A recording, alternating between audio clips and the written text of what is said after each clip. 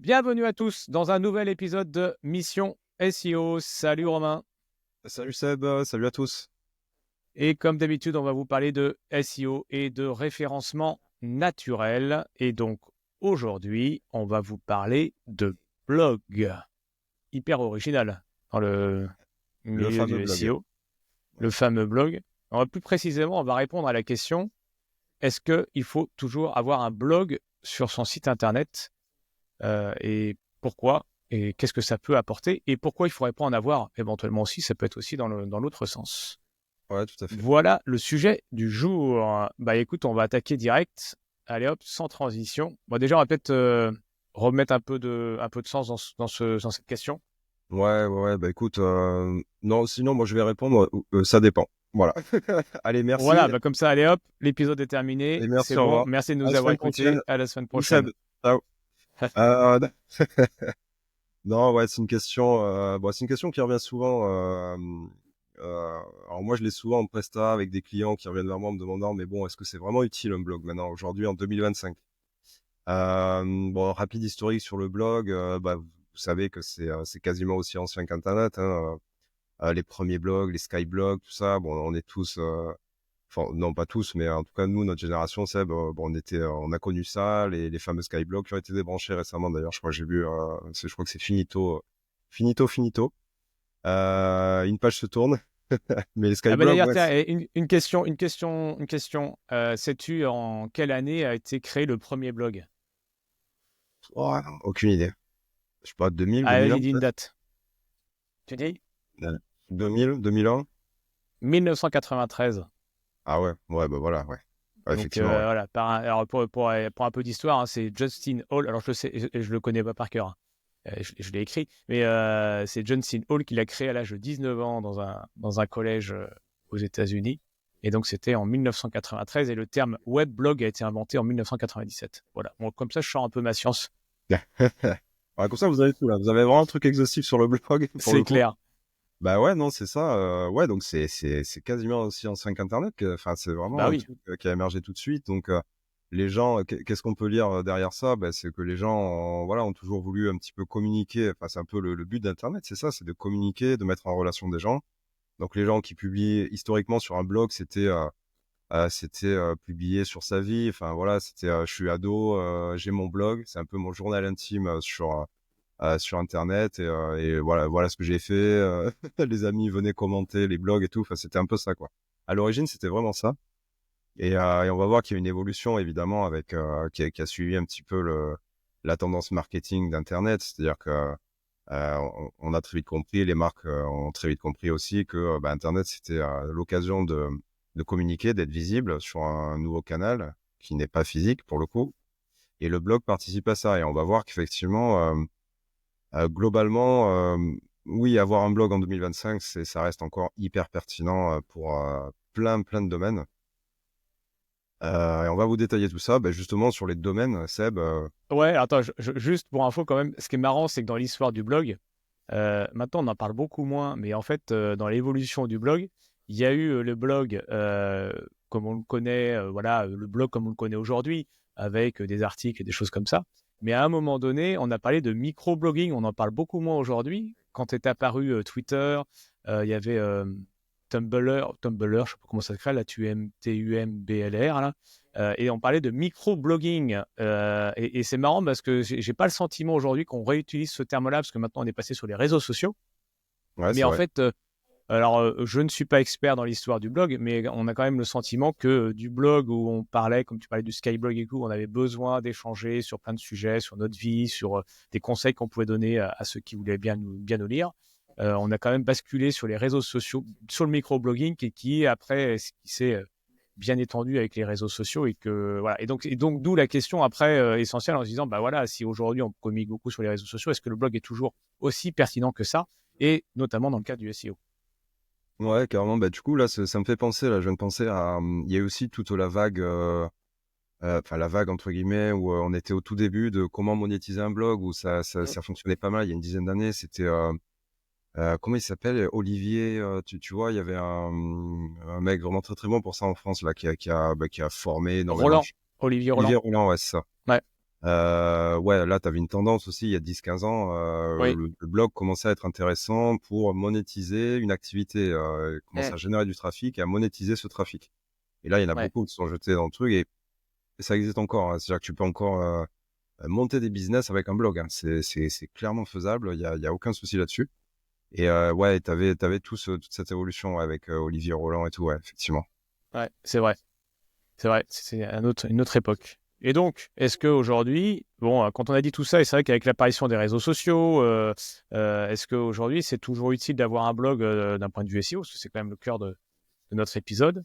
Alors, on va commencer par les avantages, peut-être.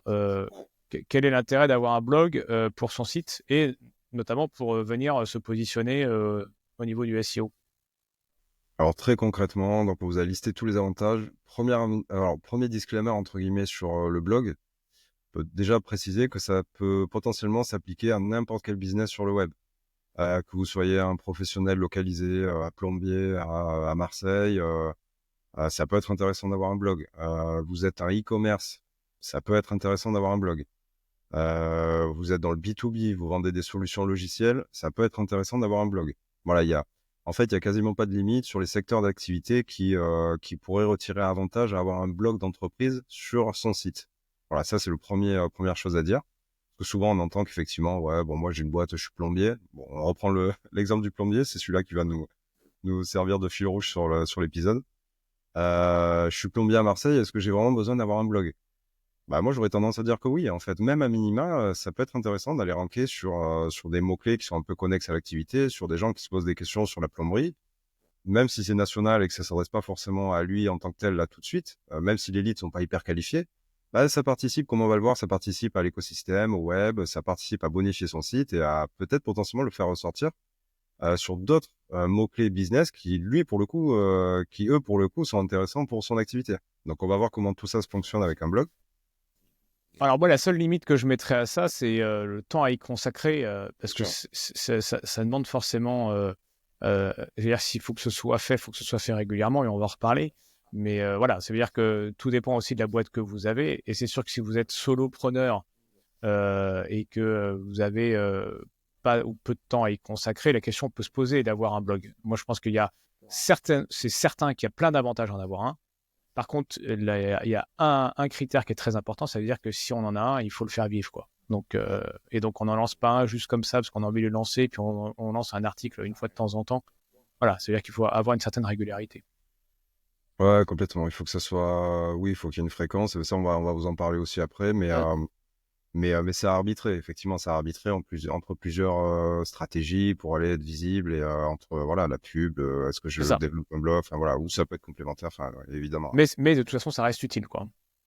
Bah, premier avantage pour un blog, assez évident, assez Seb, si tu veux. Ouais, ouais, ouais, bien sûr. Oui, oui, c'est le fait d'aller se positionner sur des mots-clés. Alors, ce serait idiot de ne pas le dire, mais forcément, si vous faites un article de blog, vous allez développer. Alors, on rappelle, hein, dans le SEO, c'est un, une page égale un mot-clé, et donc bah, forcément que vous allez travailler autour d'un mot-clé. Alors après, vous avez aussi la façon de le faire de façon plus naturelle, où vous allez écrire des choses sans forcément cibler pur SEO, hein, parce que la stratégie peut être aussi de ce point de vue-là. En tout cas, le fait d'écrire un article de blog et de développer un sujet, une idée, quelque chose qui va apporter de la valeur ajoutée aux personnes qui vont lire votre blog, forcément que ça vous allez générer des mots-clés qui vont se positionner après plus ou moins bien en fonction de votre site et la qualité de votre rédaction. Mais ça va être hyper intéressant. Il faut vraiment le voir en plus comme un... ouais, ça ce sera pour plus tard. Je suis en train de spoiler tout ce qu'on va dire plus tard. Donc non, non, je vais rester sur ce que je suis en train de dire. Voilà, ça va générer du trafic. Voilà, ça peut aussi générer des leads.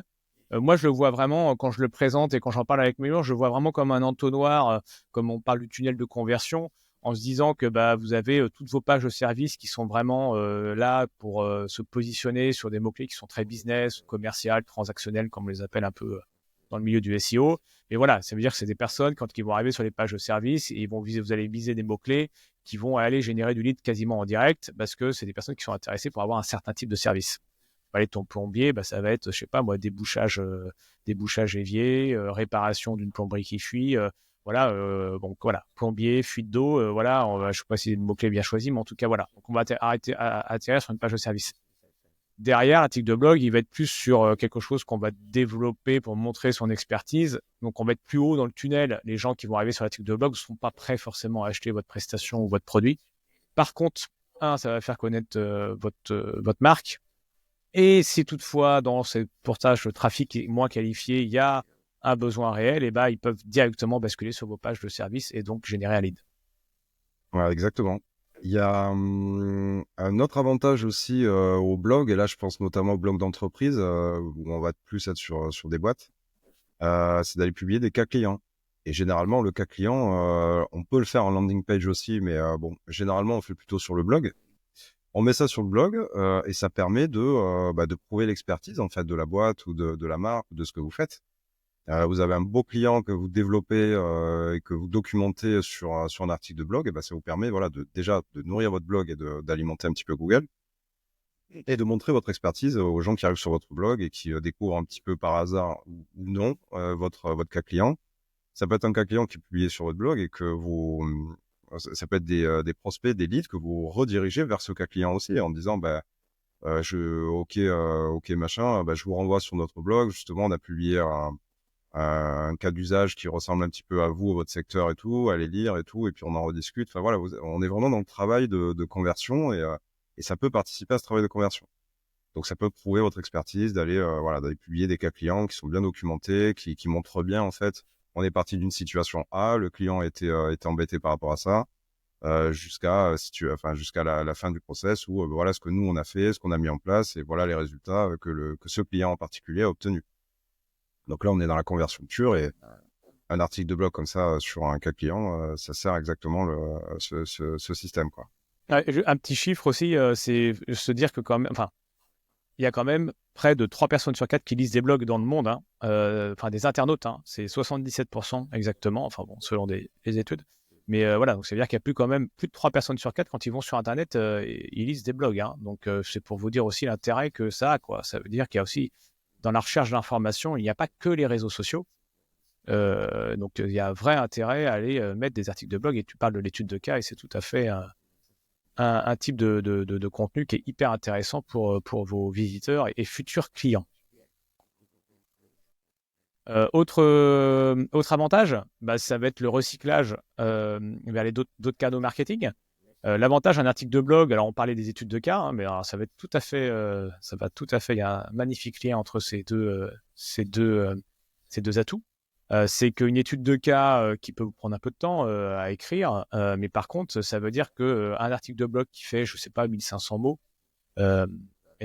l'avantage, c'est que vous allez avoir vous allez pouvoir le saucissonner en plusieurs posts pour vos réseaux sociaux, que ce soit sur LinkedIn, que ce soit sur Facebook, sur Insta, enfin à vous de voir sur quel réseau vous souhaitez communiquer ou que vous communiquez déjà. Et donc, forcément, vous avez déjà plein de matière dans un article de blog et vous allez pouvoir faire peut-être 4, 5, 6, 10 posts après qui seront déjà prêts et recycler comme ça votre contenu, quoi. Donc, en fait, c'est un travail qui est un peu plus, on va dire, concentré que sur les réseaux sociaux. Par contre, ça peut nourrir tous vos autres canaux, et ça peut être les réseaux sociaux, et ça peut être aussi les newsletters, voilà, parce que ça peut aussi, vous pouvez très bien le mettre dans votre newsletter si vous en avez une, et même dans votre newsletter, inviter à lire l'article en complet sur votre site, et donc comme ça, en plus, générer du trafic autrement que par le SEO pur et dur, puisque ça va venir directement de la newsletter que vous allez envoyer à vos lecteurs. Ouais. Et on rappelle que c'est toujours bon à prendre, hein, du trafic direct qui vient pas de Google. Pour Google, c'est très pertinent et c'est super intéressant. Donc effectivement, ça permet de diversifier, de recycler, donc d'avoir un gain un petit peu, un ratio gain-effort qui est super intéressant en fait. En recyclant les contenus, là, c'est le blog, il est clairement là-dedans. Il y a un autre avantage au blog, enfin en tout cas c'est plutôt une mise en garde entre guillemets sur le blog, et tu en as parlé tout à l'heure Seb, c'est sur la fréquence. En fait, à partir du moment où vous lancez sur un blog, à partir du moment où vous lancez la stratégie blog, il faut bien comprendre que côté Google, il y a un intérêt manifeste à ce qu'il soit alimenté régulièrement. Alors la fréquence en soi, j'ai envie de dire, peu importe la fréquence. Si vous estimez qu'une fois par semaine, ça suffit, en soi, c'est OK. Côté Google, il y aura pas de pénalité parce que, il y a pas un article par jour. Il y a voilà, il y a on raisonne moins en termes de volumétrie que, en termes de fréquence. Il faut avoir une certaine fréquence. Nous, on a le recul maintenant, on sait en SEO et on le constate tous les jours qu'un site qui n'est pas vivant, qui est mort, en fait, qui publie plus rien sur son blog, depuis, 3, 6 mois, 1 an, on voit les positions tomber. Les positions des articles qui sont déjà en prod et qui étaient bonnes, potentiellement, on voit que ça chute, inexorablement. C'est-à-dire que la courbe, elle est vraiment descendante et alors que la qualité a pas changé, bon, les articles sont là, ils sont bien positionnés, voilà, on voit que sur l'ensemble du site, en fait, les positions ont tendance à baisser un peu. Donc voilà, juste, une petite mise en garde. À partir du moment où vous partez sur un blog, ayez à l'esprit que, il faut une certaine fréquence et qu'à un moment donné, faut essayer de pas y déroger, dans la mesure du possible parce que Google, c'est après, il a une très bonne idée. À partir du moment où vous définissez une fréquence, il a une très bonne idée de votre fréquence et il sait quand est-ce qu'il peut amener ses bots et voilà, il y a tout un jeu comme ça, à essayer de faire quelque chose d'assez régulier, quoi. Ouais, moi je sais que ce que je conseille à mes clients, alors voilà, alors après il y a pas, on n'a pas une bible qui dit qu'il faut faire absolument ça pour Google, donc tous les conseils qu'on peut vous donner, c'est des choses qui sont par expérience. Moi, je conseille généralement au moins 2 articles par mois, pour quand même avoir une certaine fréquence de production. Mais en même temps, j'ai aussi des contre-exemples puisque je suis avec un client qui est sur un marché de niche et où on publie un article par mois et il est dans le top 3 aujourd'hui sur son article business et sur son mot-clé business et ça suffit largement. On arrive à bien gérer et à garder les positions. Donc voilà, voilà. Moi je dis 2 articles par mois parce que je trouve que c'est une fréquence qui est quand même assez judicieuse pour aller gagner des positions et aller maintenir une certaine fréquence. Et comme quoi, j'ai aussi le contre-exemple en face, donc comme quoi, faut pas toujours tout croire non plus. Voilà. Et après, j'avais un petit chiffre aussi parce que je me suis quand même pas mal renseigné en préparant le truc. Et en fait, on a 44% des blogueurs, donc quand on dit de ceux qui ont des blogs, qui produisent entre 4 et 6 articles par mois. C'est à peu près le rythme, mais c'est surtout pas enfin, une injonction à le faire. Hein. Attention, hein, le but c'est vraiment pas de produire. Et comme le dit Romain, moi je suis tout à fait d'accord avec ça. Mieux avoir une fréquence de 1 ou 2 articles par mois et le maintenir sur 12 mois, plutôt que de se dire je vais en écrire 4-6 et tenir que 2 mois, puis après arrêter parce que ça nous gonfle. Donc c'est vraiment sur la durée que ça va se faire. Quoi. Donc si vous voulez écrire qu'un seul article par mois, écrivez qu'un seul article par mois, allez apporter de la valeur, et par contre tenez le rythme sur la durée. Voilà. Ouais, c'est ça. Et ça sera toujours mieux que, effectivement, comme tu dis, 10 d'un coup, en fait. Ah bah oui, 1 oui. par mois vaudra toujours mieux que 12 que vous allez faire sur une année, mais que vous allez publier dans l'heure, quoi. Ouais. Clairement, c'est bête parce que Google fonctionne comme ça. C'est-à-dire que Ouais. si vous lui en soumettez 12 d'un coup, il se dit, bon, ben ok, la semaine prochaine, je vais en avoir 12. Ou... Enfin, je force le trait, c'est pas exactement comme ça, mais c'est vrai que la régularité paye en SEO, clairement. Et là, le blog, Ouais. bah, ça s'inscrit pleinement là-dedans. Ouais. C'est clair. C'est clair. Un autre avantage à avoir un blog, c'est qu'à partir du moment où vous avez une page, un article, vous avez une URL. Et une URL en SEO, qu'est-ce que ça veut dire? Ça veut dire que vous avez un minimum de page rank à aller redistribuer potentiellement sur votre site. Euh, c'est le principe du PBN en fait. Hein. Donc le PBN, c'est pour rappel, c'est un réseau de sites privés. En fait, c'est vous allez avoir, il y a des stratégies comme ça de PBN où vous allez monter plein de sites comme ça satellites potentiellement sur un site qui va les dominer tous comme l'anneau. Vous avez une flopée comme ça de micro-sites, donc c'est ce qu'on appelle des PBN, où vous allez publier des articles, tout ça, faire des URL. Et c'est le nombre des URL comme ça qui vont être linkées entre elles et qui vont pouvoir redistribuer du PageRank en interne et qui vont ensuite pouvoir les propulser un site qui va être un petit peu au-dessus et sur lequel on veut aller pousser du business.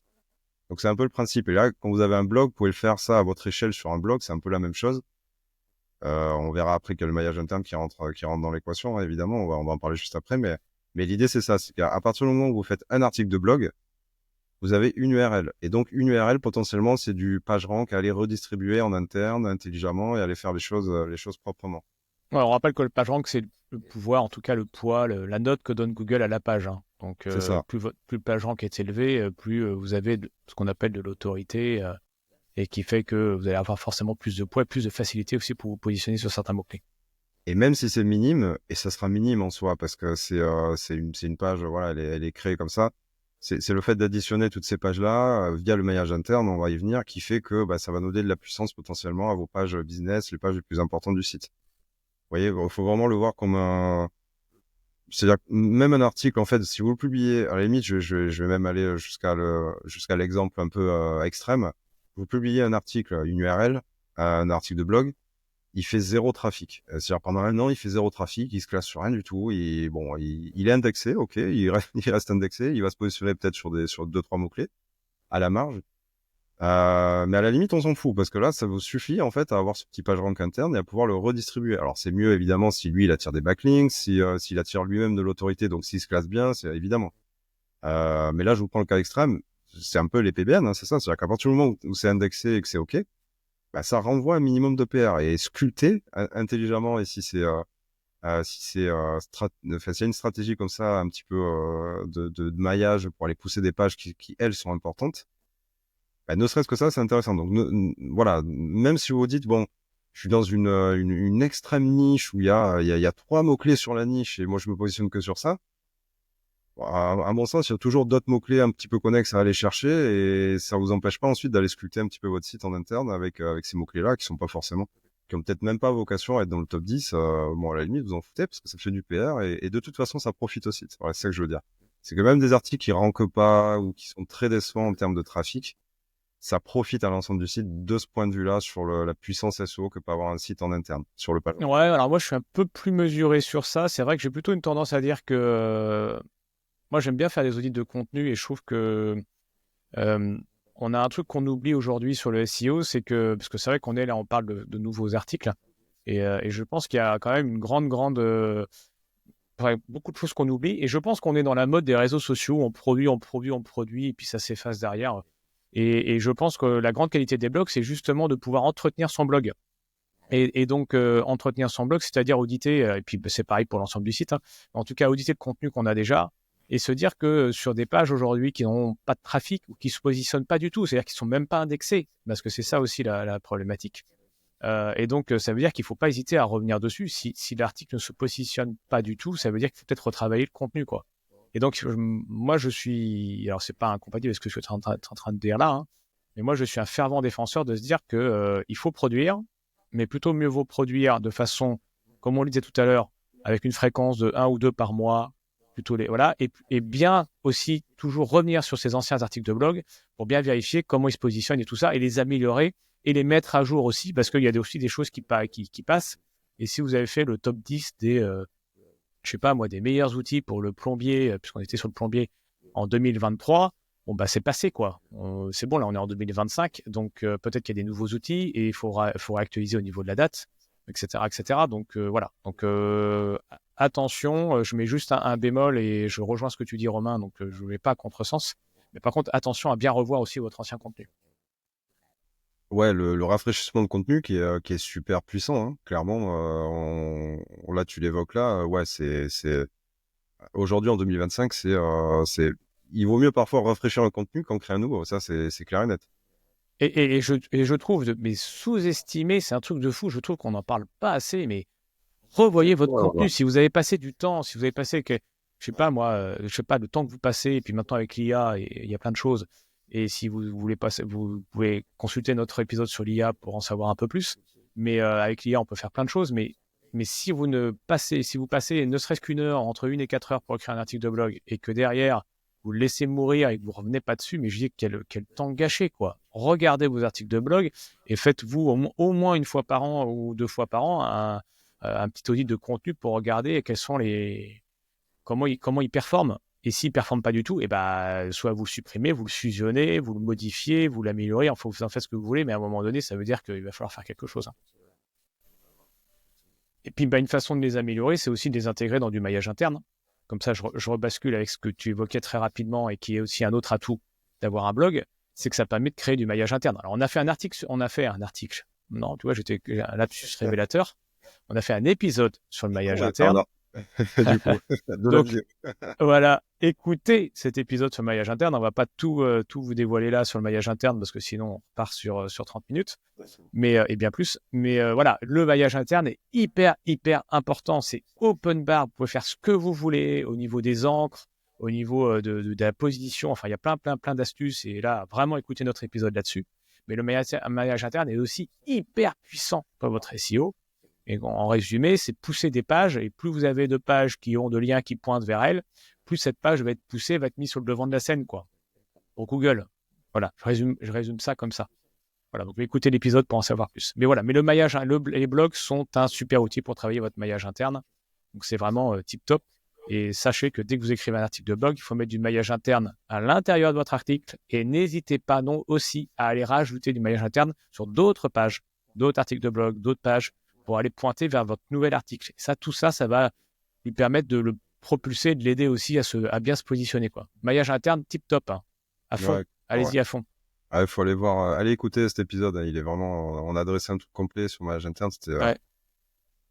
là, on vous renvoie directement là-dessus. Et dernier avantage pour un blog, c'est qui n'est pas des moindres, j'ai envie de dire, c'est la couverture sémantique, ce qu'on appelle la couverture sémantique. C'est-à-dire que plus vous allez produire sur votre blog de nouvelles URL ou voire même enrichir, ça rentre aussi dans ce scope-là, plus vous allez potentiellement vous positionner sur des mots-clés, et donc plus vous allez avoir une couverture sémantique sur votre site. Couverture sémantique aux yeux de Google qui est hyper importante, parce que lui, côté Google, les algos, quand ils vont passer sur votre site, ça va lui permettre de mieux comprendre votre site. De dire précisément, bon voilà, mon activité, c'est ça. Je me positionne sur tel mot-clé. Je me positionne sur une telle quantité de mots-clés. Et le fait d'avoir une telle quantité de mots-clés fait que Google, les algos Google, quand ils vont arriver sur votre site, vont avoir une compréhension plus fine de ce que vous proposez, de ce que vous faites. Et qui dit une compréhension plus fine, dit un positionnement moyen qui sera potentiellement meilleur, puisqu'il va vous mettre en avant plus naturellement, puisqu'il va se dire, OK, lui, je comprends ce qu'il propose. Le voisin, là, le concurrent, il fait des articles de blog, c'est un peu erratique, c'est un peu, ça part dans tous les sens. Je comprends pas vraiment ce qu'il propose. Donc, quel site il va les mettre en valeur par rapport à l'autre? Forcément, il va les mettre celui qui comprend le mieux. Et comprend le mieux, c'est-à-dire qu'il va passer sur l'utilisation sémantique, il va essayer de qualifier au mieux l'article sur de quoi il parle, sur qu'est-ce qui est proposé, est-ce que c'est intéressant, est-ce qu'il y a de l'interaction ou pas sur la page, tout ça, voilà. Tout ça va être analysé. Mais tout ça sera d'autant plus pertinent aux yeux de Google si c'est compris et si c'est vraiment dans un écosystème, parce que vous êtes sur une niche et vous avez adressé toutes les problématiques de votre niche. Vous voyez? En fait, lui, Google, il va dire, OK, lui, il fait référence. Et là, je vous renvoie effectivement au fait que aujourd'hui, et c'est encore le cas en 2025, hein, clairement, et ça sera encore de plus en plus le cas, je pense, au fait que Google met de plus en plus en avant des sites qui sont vraiment thématisés, qui sont à l'inverse de ce qui se faisait un peu jusqu'à présent et qui se fait encore, mais ça fonctionne, il n'y a pas de souci. Mais le généraliste, en fait, a vraiment tendance à se déprécier maintenant aujourd'hui. C'est-à-dire que Google, s'il a le choix entre un site A qui est très thématisé sur un aspect et un site B qui est un peu plus généraliste, qui parle de choux et de bottes, non, lui, il va mettre en avant plutôt le site qui parle de choux parce que la personne elle essaie de se renseigner sur les choux. Vous voyez, donc Sauf si c'est un site sur le jardinage. ouais, voilà. Chou et bottes, ça peut être un site sur le jardinage. Mais c'est ça, vous voyez l'idée en fait. Vraiment, il faut se thématiser au maximum maintenant quand vous êtes des acteurs.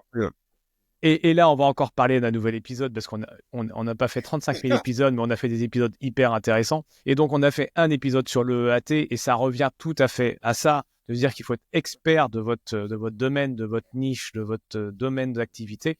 Et donc, voilà, le blog participe à ça, c'est tout ce que tu viens de dire, Romain. Voilà, ouais. Si vous êtes en train de développer tout le champ sémantique autour de votre expertise, eh ben, c'est forcément que vous allez développer ce fameux E de expertise, de EAT, là. Et donc, soyez expert de votre domaine. Et pour ça, le blog, c'est tip-top. Hein. C'est vraiment tip-top. Hein. Ouais, complètement. Moi, je mettrais juste un bémol. Attention quand vous écrivez vos articles de blog. Alors, on n'est plus trop dans le thème. Est-ce qu'il faut toujours avoir un blog? La réponse est oui. Puis, on va venir sur les quelques cas qui peuvent éventuellement ne pas pousser un blog. Mais je mets juste quelques remarques. Attention sur vos articles de blog. Privilégiez avant tout la réponse à la question ou à la problématique dès le début. Parce qu'aujourd'hui, on avait une tendance, il y a quelques années, il y a 10, il y a 20 ans, à mettre l'information tout en bas, parce que comme ça, tout le monde scrollait pour aller en bas, et puis ça permettait de passer plus de temps sur voilà, ça envoyait plein de bons signaux à Google. Bon, maintenant, c'est plus du tout le cas, donc mettez l'information principale dès le début.